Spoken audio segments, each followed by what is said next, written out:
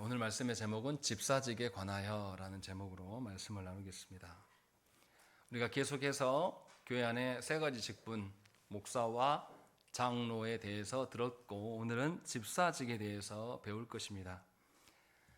교회의 직분 중에서 집사에 대한 선입견이 있습니다. 집사직은 구제하는 일에 주력하는 직분이라는 그런 선입견입니다. 그렇다면 오늘날처럼 풍요롭고 결핍이 없는 시대에 살아가는 그 교회 가운데는 집사의 직분이 할 것이 없는 것일까요? 정말로 집사직이 구제하는 것, 경제적인 어떠한 것들을 채우는 것이 집사의 직분이라면 잘 사는 동네의 교회예요. 부유한 층의, 예를 들어서 강남 같은 데는, 강남에 속한 교회들은 집사직이 필요 없게 될 것입니다. 그런데 우리가 교회의 체계를 배우면서 보았던 것은 교회의 세 직분, 목사와 장로와 집사는 항존직이에요. 항존직이란 말은 그 사람이 계속된다는 게 아니라 한 번 장로가 되면 죽을 때까지 장로를 해먹는다, 그런 뜻이 아니라 교회가 존재하는 한 그리스도의 다스림을 이 세 직분이 계속 이어간다는 의미로서의 항존직이에요. 그러니까 그 사람이 직분이 아니에요. 그 직분 자체가 교회가 있는 한 계속 유지될 것이다, 이렇게 말씀하신 거예요. 그렇다면 교회가 있는 동안에는 집사직이 늘 있어야 됩니다. 그러면 집사직을 도대체 어떻게 이해해야 될 것인가? 이 집사의 직분이 어떻게, 부유한 교회 속에서도 어떻게 구현될 것인가를 우리가 바르게 이해해야 될 필요가 있다는 것입니다. 그러면 이제 우리가 하나씩, 그럼 성경에서 집사직을 어떻게 말하는가라는 것을 살펴봐야 됩니다. 우리가 지난 시간에 장로직을 살필 때에 장로직을 구약의 근거를 찾았고 또 신약의 근거를 찾았습니다. 그러면 집사직도 똑같이 구약적인 근거를 살펴야 될 것입니다. 구약 성경에 집사라는 직분이 언급이 나옵니까? 안 나옵니까? 안 나옵니다. 신약에만 집사직이 갑자기 등장해요. 그것도 사도행전 6장에서부터 등장이 되는 것입니다. 그러면 구약과 무관한 직분인가, 집사직이? 이 부분을 한번 생각을 해봐야 돼요. 구약에서는 그러면 집사의 역할에 대해서 언급이 없는 것일까라는 것을 우리가 고민해야 한다는 것입니다. 구약 성경에 보면요, 계속 반복되는 이야기는 뭐냐면 가난한 자들과 압제받는 자들, 고아와 과부에 대한 그 특별한 보살핌을 계속 명령하고 있습니다. 신명기 15장 4절과 5절 말씀에 네가 만일 네 하나님 여호와의 말씀만 듣고 내가 오늘 네게 내리는 그 명령을 다 지켜 행하면 네 하나님 여호와께서 네게 기업으로 주신 땅에서 네가 반드시 복을 받으리니 너희 중에 가난한 자가 없으리라 라고 말씀하셨습니다. 이게 무슨 말씀입니까? 하나님이 명령하신 대로 그 말씀을 지켜서 그 땅에서 살아가면 그 땅에 뭐가 없다고요? 가난한 자가 아무도 없게 될 것이다 라고 말씀하신 거예요.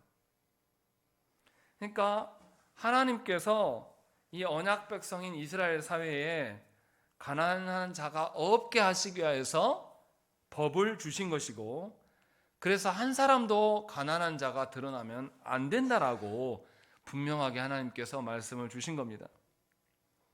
그러면 하나님께서 왜 가난한 자가 없게 하라고 하신 것일까라는 것을 우리가 한번 생각을 해봐야 돼요. 하나님께서 이스라엘을 그 명령을 율법을 주시기 전에 뭐부터 하셨습니까?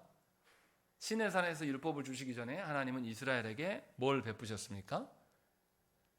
애굽에서 종되었던 자들을 그 애굽의 속박과 압제 속에서 건져내시고 그들을 하나님의 소유로 삼아주셨어요. 그래서 하나님의 언약 백성이 된 것이죠.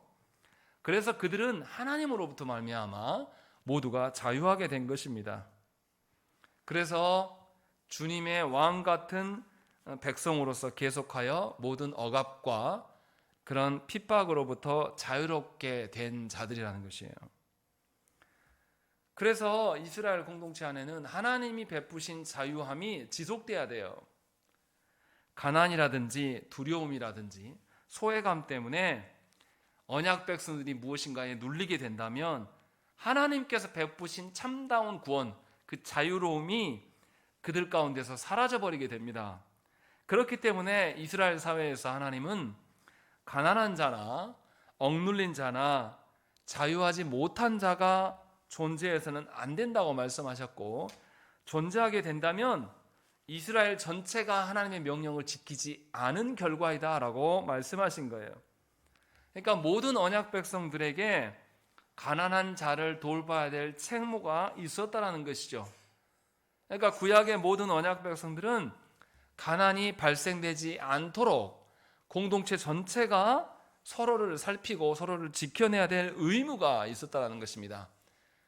신약에서는 집사라는 특정 직분에게 그것을 위임했지만 구약의 교회에서는 분명하게 모든 백성들이 하나님의 말씀대로만 살면 가난이 없게 될 것이다 라는 거예요. 가난이 생겨난다는 것은 그 공동체가 무엇인가 하나님의 말씀에서 벗어났다라는 것을 말씀하는 것이에요. 그러니 구약의 직분에서는 집사직이 모두에게 주어져 있는 것입니다. 그 개념으로 하나님 주셨다는 것이죠. 또 이외에도 하나님께서 주신 10계명의 말씀 중에서 제8계명이 무엇입니까? 도둑질하지 말라라고 명령하십니다. 도둑질이 무엇이죠? 도둑질이 누구 걸 훔칩니까? 남의 것인데 그 사람이 이스라엘 백성 안에서의 남의 것은 누구 거예요? 언약 백성들 안에서의 도둑질인 것이죠. 8계명이 언약 백성 바깥에 있는 이방인들의 것을 도둑질하지 말라 요 말하는 게 아니에요. 10계명은 누구에게 주셨냐면 언약 백성들에게, 믿는 자들에게 주신 말씀이에요. 그렇기 때문에 도둑질이라는 것은 공동체의 다른 구성원들을 훔치는 거예요. 나의 먹거리를 위하여서 언약 백성의 소유를 훔쳐요. 그러면 그 언약 백성의 자유를 내가 훔쳐오는 것이고, 그래서 그 사람은 무엇인가에 결박당할 수밖에 없다는 것입니다. 그래서 자신은 물론이거니와 상대방도 물질의 노예가 되게 그렇게 만드는 것이 도둑질이에요. 이것은 하나님께서 이스라엘 백성들을 구원하시고 약속의 땅에 두시고 하나님의 소유로 삼으셨기 때문에 어느 누구도 궁핍하지 않고 모두가 하나님의 자녀로서 살 수 있게 하심에 대한 거절인 것입니다. 그러니까 우리 모두는 물질에 매여서는 안 돼요. 소유에 집착하는 사람이 되면 하나님이 구원하심을 반대하는 자가 되는 겁니다. 분명히 하나님께서 명하여 주신 그 땅에서 하나님 살면, 말씀대로 살아가면 굶지 않게 하겠다, 궁핍하지 않게 하겠다라고 하나님 하셨는데 이것을 궁핍하게 만드는 것이 도둑질이에요. 그래서 8계명이 말하는 것은 도둑질 자체를 말하고자 하는 것이 아니라 모든 성도들이 물질의 노예가 되지 않고 물질의 청지기가 되라고 말씀하신 거예요. 물질의 소유자는 누굽니까? 언약 백성에서 언약 백성들에게 물질의 소유권은 누가 갖고 계신 것이죠? 하나님이 갖고 계신 것입니다. 모든 물질의 소유자는 하나님이시며 언약 백성들은 그저 물질을 잘 이용하는 관리자일 뿐이에요. 그러니까 내가 주인이 아니니까 주인이 보시기에 합당하게 물질을 관리해야 되는 겁니다. 그러니까 믿는 자들에게 물질의 개념은 소유의 개념이 아니라 관리의 개념으로 봐야 돼요. 그래서 우리는 청직이라고 부릅니다. 하나님이, 주인 되신 하나님의 명령에 따라서 물질을 잘 관리해야지, 물질이 주인 돼가지고 물질을 더 많이 소유하려고 더 많은 것을 누리려고 살아가는 것은 8계명의 정신에 위반되는 것이고 하나님이 말씀하시는 공동체 전체를 지키는 것을 훼손하는 일이다라는 것을 구약 성경에서 알 수 있다는 것입니다.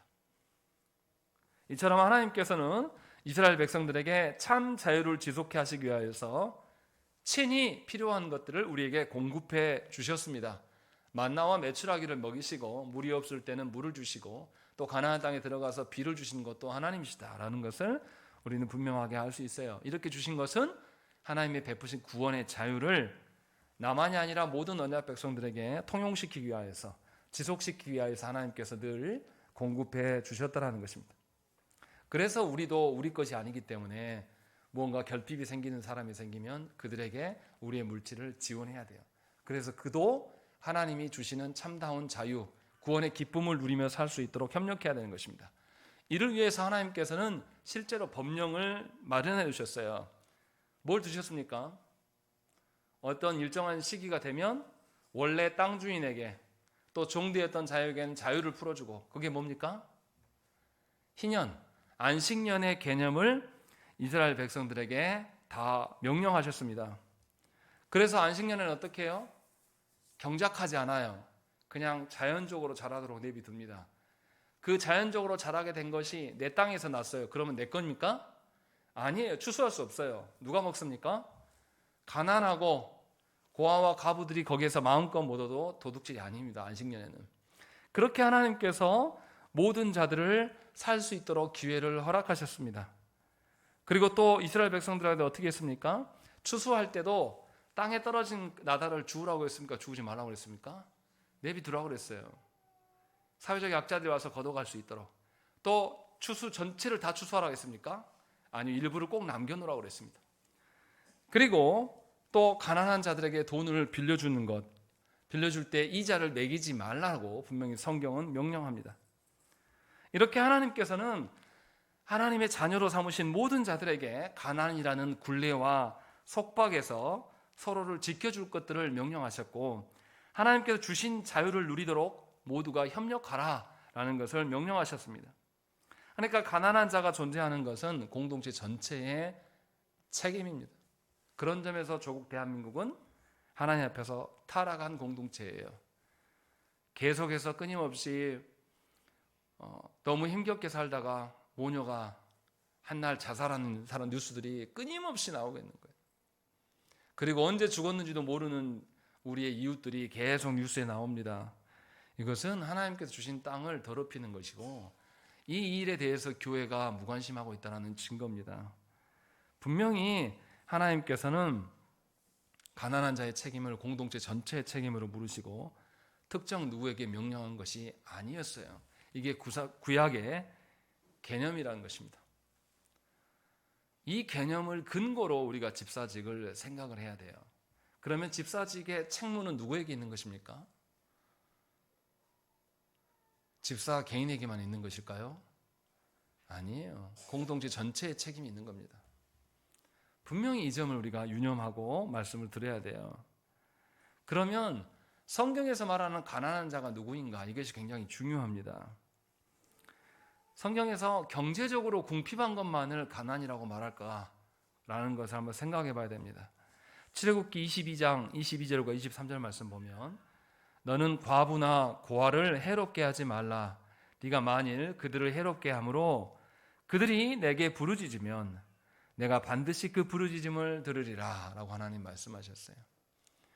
분명하게 경제적인 면만을 말씀하신 것이 아니라 과부나 고아를 해롭게 하지 말라라고 말씀하셨어요. 이 말은 그들의 경제적인 면만이 아니라 그들을 모욕 주거나 멸시하거나 불의한 방편으로 학대하는 모든 것을 금하신 겁니다. 공동체에서 남편이 없기 때문에 또는 부모가 없기 때문에 그 이유로 차별받는 거나, 그래서 차별받음으로 해서 하나님의 구원의 기쁨에서 멀어져 가는 것은 공동체 전체에게 하나님께서 책임을 물으시겠다라고 말씀하셨어요. 그러니까 언약 백성 모두는 가난한 자만이 아니라, 경제적으로 궁핍한 사람만이 아니라 고아와 과부처럼 사회에서 비주류 중에 비주류인 사람들에게도 분명하게 구속의 자유와 기쁨을 누릴 수 있도록 힘써야 할 책무가 있는 것입니다. 그래서 성경에서 말하는 가난한 자는 경제적인 면만을 말씀하는 것이 아니에요. 하나님께서 베푸시는 구원과 그 구원의 기쁨과 자유를 보장받지 못하는 모든 사람들을 가난한 자라고 성경은 말하고 있습니다. 어떤 특별한 결핍이 있고 그 결핍으로 인해서 구원의 즐거움과 자유를 빼앗길 수 있는 사람, 이 모든 사람을 성경은 가난한 자라고 말하는 것입니다. 그러니 이 가난을 확대해서 생각을 해야 돼요. 경제적인 부분만이 아니라 어떤 관계의 어려움이 있다든가, 어떤 다른 억압 속에 있다가 경제적인 풍부한데 누군가의 협박을 받고 있다든지 뭐 이런 것들, 이 모든 것들이 성경에서 말하는 가난한 자예요. 구속의 은혜를 가로막히는 어떤 일들이 있는 자들, 이 자들을 전체 다 성경은 가난한 자다라고 말한 거예요. 그러니까 심령이 가난한 자가 이렇게 예수께서 말씀하시죠. 심령이 가난한 자가 천국을 볼 것이다 라고 말씀하신 것은 의존할 것이 하나님밖에 없다라는 거예요. 그것을 말씀하고 있는 거죠. 그래서 분명하게 가난한 자는 경제적인 부분만이 아니에요. 하나님의 구원의 은혜를 못 누리고 장애가 되는 모든 것들을 갖고 있는 자들, 이것을 말씀한 겁니다. 이것을 전제로 이제 신약의 집사직을 우리가 한번 생각을 해봐야 됩니다. 이제 구체적으로 분명히 하나님께서는 이스라엘 사회에 이러한 가난한 자에 대한 합당한 태도를 가지라고 명령하셨습니다. 그래서 모든 유대인들은 이것을 알고 있었고 이것을 지키려고 했어요. 하나님께서는 이것을 잘 기억하기 위해서 뭘 줬냐면 언약 백성들에게 절기를 명령하셨습니다. 절기의 의미를 우리가 알아야 돼요. 알지 못하고 무조건 절기를 폐지하는 것이 합당하지 않습니다. 6월절에는 뭡니까? 6월절은 뭘 기념하죠? 애굽에서 하나님 구원하신 것을 생각하는 것이고, 초막절은 뭡니까? 광야 기간 동안에 아무것도 없는 곳에서 하나님께서 우리를 먹이시고 입히시고 인도하셨다라는 것을 알아서 초막에 짓고 살아가는 거예요. 집에서 사는 게 아니라. 다시 말하면 하나님의 구속에, 하나님의 구원한 자들을 지키시고 돌보심, 이처럼 모든 절기들은 뭘 향해 있냐면 구원의 기쁨을 향해 있어요. 온 공동체가 이 구원의 기쁨에 함께 참여하고 함께 이것에 나눌 수 있도록, 그래서 이 절기 동안에는 음식을 어떻게 했습니까? 모두 다 나눠 먹었어요. 그래서 공동체 구성원 중에 한 사람도 구원의 기쁨에서 소외되지 않도록 이것을 하나님께서 절기를 주셔서 지키신 거예요. 그러니까 절기가 사실은 의미가 있는 거죠. 그런데 이제 우리는 이 절기가 퇴색돼 버렸습니다. 아이러니하게도 성탄절에 뭐 합니까? 주님의 오심의 참된 의미를 알고 그것을 기뻐합니까? 안 그래요. 성탄절 되면 분위기 내려고, 연말에 분위기를 내려고 그러고, 또 장년들은 아무것도 준비하지 않고 어린이들만 혹사시키는 거죠. 한 달 전부터 연습시켜라. 그래서 본인들이 즐기고 있어요. 예수님 오심에 대한 이야기를 해야 되는데 장년들이 즐기는 자가 되고 잘했다 못했다 이러고 있고, 아이들은 지나치게 혹사당하는, 그거는 절기를 지키는 게 아니에요. 그것이 무슨 구원의 기쁨과 상관이 있습니까? 부활절도 마찬가지예요. 부활절도 정말로 그리스도의 부활을 소망하는 그 고난 속에 참여한 자들로 우리가 서 있는 것이 아니라 그냥 하나의 행사로 부활절이 가까우면 계란 바구니나 돌리고 있고, 누가 계란 바구니 예쁘게 만드는 콘테스트나 하고, 이게 무슨 절기의 의미입니까? 이런 방식으로는 하나님의 구원의 기쁨이 통용되지 않아요. 그런 점에서 조국교회 안에 있는 절기들은 다 개혁이 돼야 돼요. 지금 방식으로는 안 됩니다. 그래서 우리 교회 한동안 절기에 대해서 말하지 않고 가르치지 않은 거예요. 하나님의 구원이 더 훨씬 중요하니까. 그러나 분명하게 하나님께서는 교회에 절기를 주셨습니다. 그래서 구원의 기쁨을 한 사람도 소외되지 않고 온 공동체가 그것을 누리도록 명령하셨어요. 그런데 언약 백성들이 이것을 잘 지켰느냐? 실제로 잘 지키지 못했습니다. 초대교회 안에서도 이런 불미스러운 일들이 일어납니다. 사도행전 6장에 보면 헬라파 유대인들이 자기에게 속한 과부들이 소외당하고 있다. 원래 히브리파 유대인들이 그 사람들이 먼저 모든 것을 다 먹고 모든 것을 다 취하게 되니까 자기들이 소외당한다라는 이런 원망의 말들을 이제 토해내기 시작합니다. 그래서 초대교회에 이제 어떻게 합니까? 최초로 7 집사를 세우기 위해서 집사들에게 이 구제하는 일을 감독할 수 있도록 권한을 주기 시작하는 것이 집사의 기원이에요. 그러니까 신학의 그 집사 직분은 회중 전체가 구원의 기쁨을 함께 지킬 수 있도록, 함께 누릴 수 있도록 그들을 보호하고 돌보는 사람들이에요. 그래서 교회 안에서 어느 누구도 소외되거나 돌봄을 받는 일에서 제외되는 사람이 없도록 이것을 살피는 자가 집사의 직분입니다. 그러면 집사가 이 모든 것을 다 감당할 수 있느냐? 그렇지는 않습니다. 하나님께서 분명히 구약의 이스라엘 전체에게 이러한 집사적인 직무를 수행하도록 명령하셨습니다. 그래서 집사는 구원의 기쁨을 모두가 누릴 수 있도록 추진하고 감당해야 하지만 구약에서 그랬던 것처럼 이 집사가 잘 직분을 수행할 수 있도록 모든 성도들이 함께 조력해야 돼요. 그러니까 집사가 온전한 집사로 세워지는 것은 성도들 전체의 책임이에요.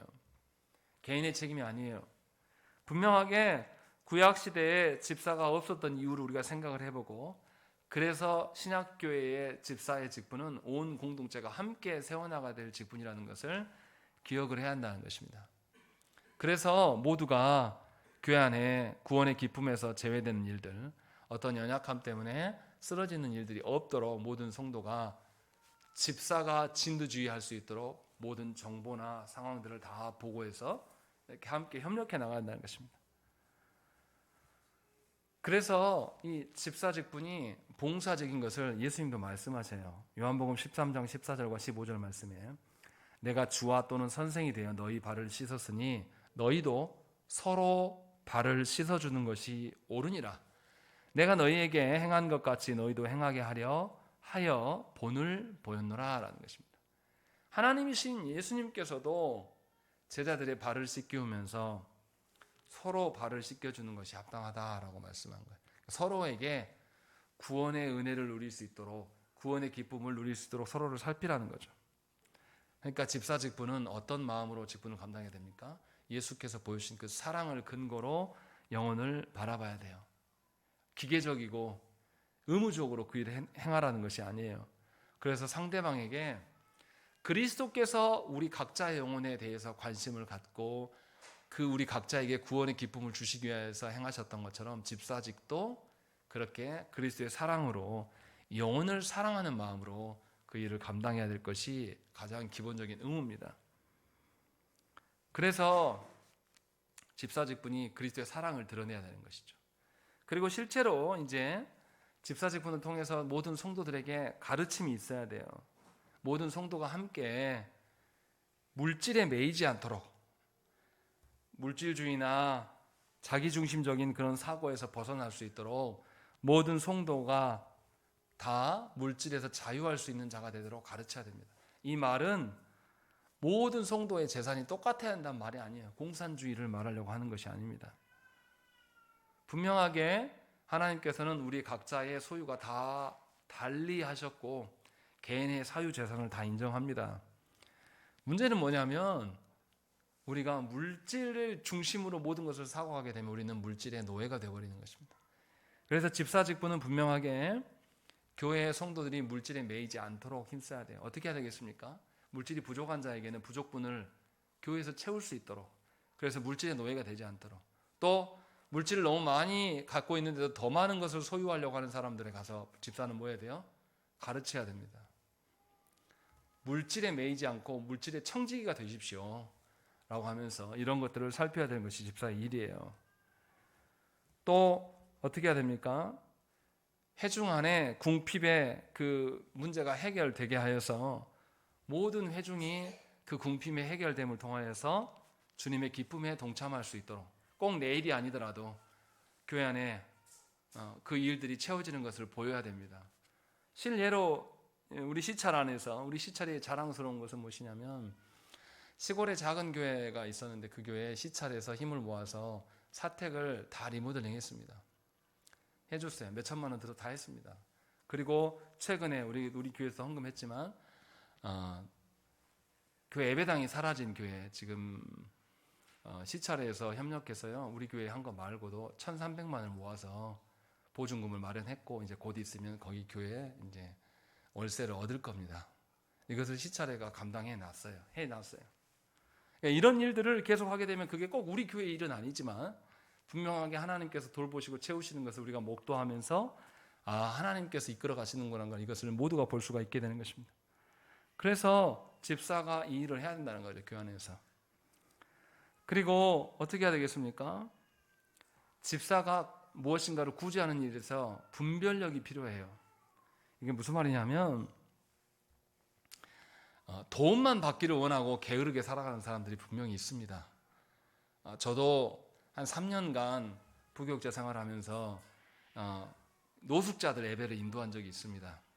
노숙자분들을 그들에게 직장을 주고 다시금 자신 스스로 일어서게끔 하려고 해도 쉽지가 않습니다.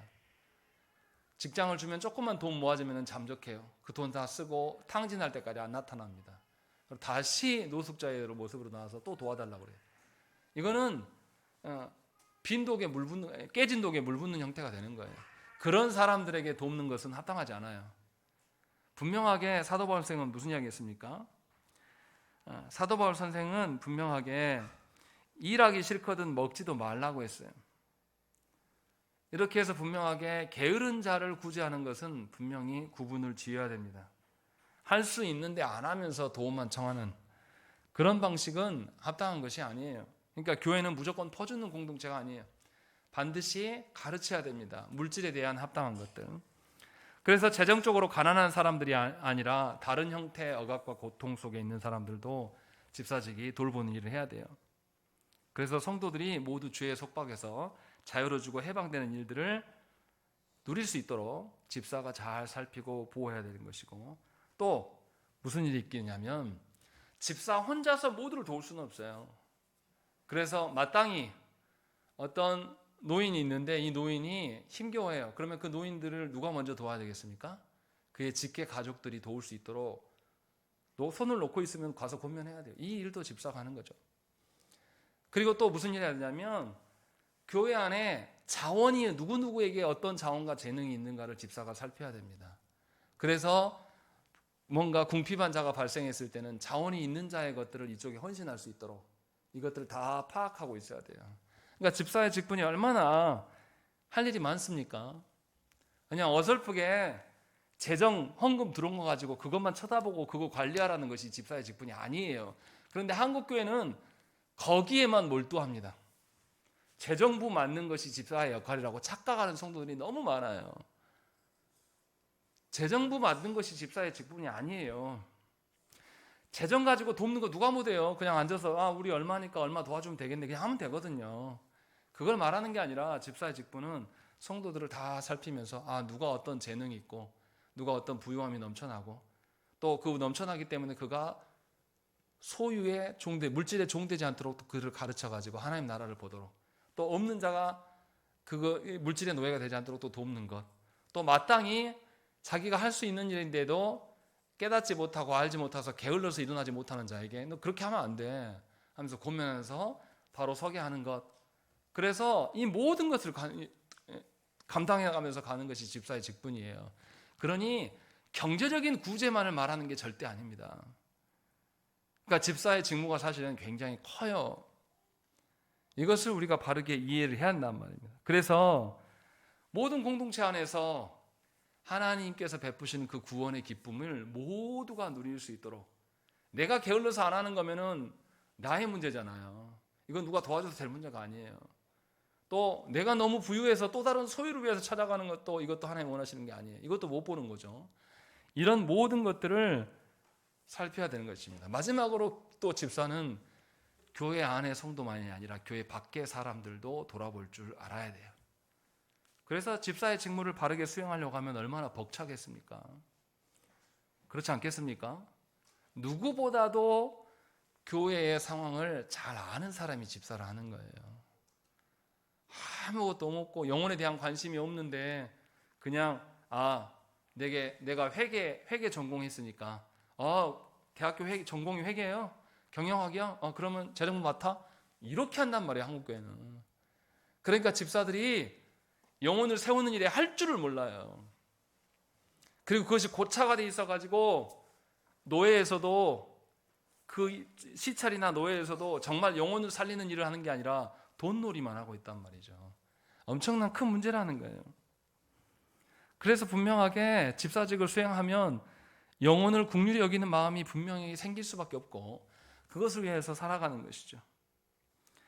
분명히 구약시대에 집사가 없었던 것은 이 집사 직분에 대해서 개인이 책임지는 게 아니라 모든 공동체가 이 모든 일에 협력해야 될 자들이에요. 그러니까 우리 모두가 집사가 없어도 그 일을 수행할 수 있는 자들이어야 한다는 것입니다. 그래서 이것을 위하여서 집사가 없는 교회에서는 서로가 서로를 살피고 신방하며 또 그들의 필요가 무엇인지를 서로 돌아보는 것, 이것이 누구에게 다 주어진 의무라는 겁니다. 그래서 우리는 잠정적인 집사가 되는 겁니다. 이것이 성경의 원리예요. 그래서 이처럼 영혼을 돌아보는 일에 능숙한 자가 되면 어떻게 하겠습니까? 하나님께서 주신 교회다움이 모든 성도에게 드러나는 거예요. 돈놀이 하는 게 아니라 연말에 이 연말 결산 보고 할 때 무조건 경제 논리로 말하는 분들이 있어요. 사실은 그런 분들은 발언권을 주면 안 됩니다. 아직 성경에서 말하는 그 의미를 전혀 몰라요. 믿음으로 하나님의 다스리심을 인정하는 측면에서 교회는 결산 보고 하는 것이지 어떤 경영의 논리로 어떤 회계의 논리로 말하는 게 절대 아니에요. 그 점을 우리 모두가 알아야 되는 것입니다. 그래서 분명하게 집사가 온전히 교회 안에 세워지는 것, 또 집사의 직무가 온전히 세워질 수 있도록 모든 교회가 협력하는 교회가 건강한 교회가 되어가는 거예요. 그래서 우리는 기도를 해야 돼요. 교회 안에서 참다운 집사가 세워질 수 있도록, 교회 안에서 정말 하나님 보시기에 훌륭한 일꾼이 세워질 수 있도록 우리가 계속 기도하고 협력해야 한다는 것입니다. 그리고 무엇보다 중요한 것은 사건이 터지고 나서 일을 수습하는 방식으로 집사직이 세워지면 안 돼요. 교회 안에서 하나님의 구원의 은혜를 못 누리고 그 어떤 문제 때문에, 어떤 억압 때문에 큰 낭망의 사고가 일어나서 그 사람이 시험에 든 이후에 뭔가를 움직이려면 굉장히 더딥니다. 집사직에 충실한 사람이 있다면 그런 조짐이 보일 때 미리 가서 고면할 수 있어야 돼요. 그러면 그 고면이 어떤 것이 되겠습니까? 예를 들면 이런 거예요. 이게 정말 저도 목회하면서 느끼는 건데, 성도들마다 어렵습니다라는 기준이 같습니까? 다릅니까? 전부 달라요. 어떤 집은 정말 어려워요. 새끼 먹기도 힘들고 옷 사입기도 힘들고 너무 힘들어요. 여기서 이렇게 말하는 집이 어려운 집도 있어요. 근데 또 어떤 집 가면 다 누립니다. 최신 영화도 보고 누릴 거 다 보고 살아요. 근데 어렵다 그래요. 왜냐하면 자신이 누려야 될 것들이 있거든요. 그것을 못 누려서 어렵다고 말하는 가정도 있습니다. 이런 경우에는 바르게 가르쳐야 돼요. 우리 시대에 경제 논리로만 생각을 한번 간단하게 생각을 해보면 수입과 지출 중에 우리는 뭐에 관심을 갖습니까? 수입 부족해서 못 산다고 말해요. 정말 우리 그렇습니까? 정말 수입이 부족해서 여러분들 살기 힘들어요? 그렇지 않거든요. 지출을 잘못해서 잘못 사는 가정이 훨씬 많습니다. 필요 없는 지출들을 막 해야 되는 거예요. 제가 전에 TV에서 봤는데 부부가 한 달에 한 800을 벌어요. 둘 다 맞벌이를 하는데. 근데 저금을 한 푼도 못 합니다. 왜냐하면 부부가 돈 버느라고 아이들 학원으로 돈 다 쓰고 집에 들어오면 밥을 안 해 먹어요. 너무 힘드니까. 전부 배달시켜 먹습니다. 그래서 가족 전체가 5인 가족이었는데 전부 다 뚱뚱해요. 그거 하느라고 다 써버립니다. 수입이 800이 있어도. 그래도 항상 부족하 돼요. 더 벌어야 되는데. 이상한 거잖아요. 그러지 않습니까? 정말 이상한 거예요. 근데 우린 이걸 깨닫지 못해요. 예를 들면 자녀 학원 하나 보내는 거, 학원 보내준다고 해서 이 자녀가 성적이 오르는 거 아니거든요. 그런데 자기가 못한다고 생각해서 학원에 의존해요. 학원에게 속아요. 그래서 학원비가 없으니까 이 학원비를 벌려고 또 자기 직장생활을 하고 악순환이 계속되는 거죠. 이것은 수입의 문제가 아니라 지출의 문제가 있는 거예요. 하나님 앞에서 우리가 온전한 공동체를 돌아볼 때, 우리 가정을 돌아보려고 할 때 우리가 먼저 살펴야 될 게 수입보다도 지출에 대한 부분들이어야 돼요. 지출을 하나님 앞에 정직하게 하고 있는가. 이거를 집사들이 권면하면서 가르치는 겁니다. 이것이 집사의 직무 중에 하나예요. 이렇게 해서 물질주의나 물질의 노예가 되지 않도록 가르치도록 하는 것이 집사의 직무예요. 원래 장로교에서 집사를 세우시는 목적이라는 거죠. 물론 우리 한국교회는 그렇게 하지 않죠. 그렇게 성도들이 관여하도록 내버려 두지도 않고 오픈하지도 않죠. 그러나 분명하게 우리가 집사의 직분에 대해서 배워가면서 구약적인 사고로서 우리 모두는 집사의 직분을 감당해야 될 자들이야. 그러면 남을 이야기하기 전에 내 자신과 우리 가정에 대해서 우리 씀씀이를 살펴봐야 돼요. 정말로 하나님의 구원의 기쁨을 만족하는 씀씀이인가, 아니면 그냥 내 욕망에 젖어서 내 씀씀이를 그냥 하고 있는가를 돌아보셔야 한단 말이에요. 그것을 우리 각자가 돌아보는 눈이 없으면 어떤 누군가가 집사로 선출되어서 집사 직분을 감당할 때 이 하는 분의 권면을 듣겠습니까? 절대 안 듣죠. 뭔 말을 해도 상관하지 마시오. 우리 가정 일이라니까 상관하지 마. 그래놓고 나중에 어려워지면 왜 우리 이렇게 가정이 힘든데 안 도와주십니까? 또 이런 말 한단 말이에요. 분명하게 우리 둘이는 양 측면을 다 생각해야 돼요. 하나님께서 우리 가정에 대한 주권을 갖고 계시고 그 주권의 권한들을 교회에게 하나님께서 부여하셔서 모든 가정을 돌아보게 하셨어요. 그러니 우리의 그 구원의 감격을 누리지 못하는 우리의 문제들을 가정들은 오픈해야 될 의무가 있는 것이고 교회 직분자들은 그것들을 살펴서 합당한 하나님의 구원 백성으로서 구원받은 백성의 그 기쁨과 만족을 누리도록 살도록 지도하고 권면해 나가야 되는 것입니다. 그러니 직분은 우리가 생각한 것처럼 그렇게 단순한 것이 아니에요. 직분자가 온전하게 세워지는 것은 성도 모두의 책임입니다. 이것을 분명하게 우리가 지난 3주 동안에 목사와 장로와 집사직을 통해서 계속 반복해서 말씀드린 겁니다. 교회의 교회됨, 예수 그리스도의 선지자적, 제사적, 왕직의 그 왕직의 직분들을 분명하게 교회 안에 새 직분에게 하나님께서 명하셨고 이어받으라고 말씀하셨어요. 그러니 직분을 받지 않은 모두가 그리스도의 다스림을 존중하는 마음으로 직분자들을 존중하고 직분자들의 직분의 역할이 무엇인지를 알아야 합니다. 그랬을 때에 온 회중이 함께 하나님 나라를 위하여서 힘쓰며 애쓰며 살아갈 수가 있게 된다는 거죠. 그러니 여러분들의 삶, 우리의 삶이 개혁돼야 될 것은 굉장히 많아요. 성도 모두가 목사직이 무엇인지를 알아야 됩니다. 성도 모두가 장로직이 무엇인지를 알아야 돼요. 성도 모두가 집사직이 무엇인지를 알아야 되고 이 목사와 장로와 집사가 우리 각 가정과 우리의 각 영혼들을 살피러 왔을 때 우리는 합당하게 그 직분에 합당한 만큼의 우리의 것들을 오픈해야 됩니다. 또 그 권면을 받아들이고 교정해 나가야 돼요. 이것이 성도됨이고 이 교회됨이라는 것입니다.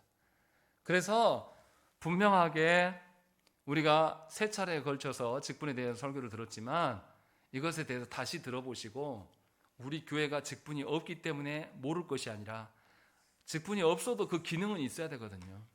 그 부분에 대해서 여러분 모두가 힘쓰고 애써야 돼요. 그럴 때에 교회가 온전히 세워져 가는 것입니다. 아무것도 하지 않고 있다가 나중에 뭔가 문제가 벌컥 벌어졌을 때 목사님 뭐 됐대? 목사님 왜 이래? 이런 방식으로 서는 것은 하나님 앞에 여러분들의 온전한 책임을 다하는 게 아닙니다. 분명하게 바르게 하시고 아직 그 직분이 우리 교회에 없을지라도 그 직분의 의무는 모든 성도들에게 있음을 기억하시고 바르게 교회를 세워갈 수 있도록 잘 배우고 협력하는 일에 힘쓰시기를 간절히 축원합니다. 함께 기도하겠습니다.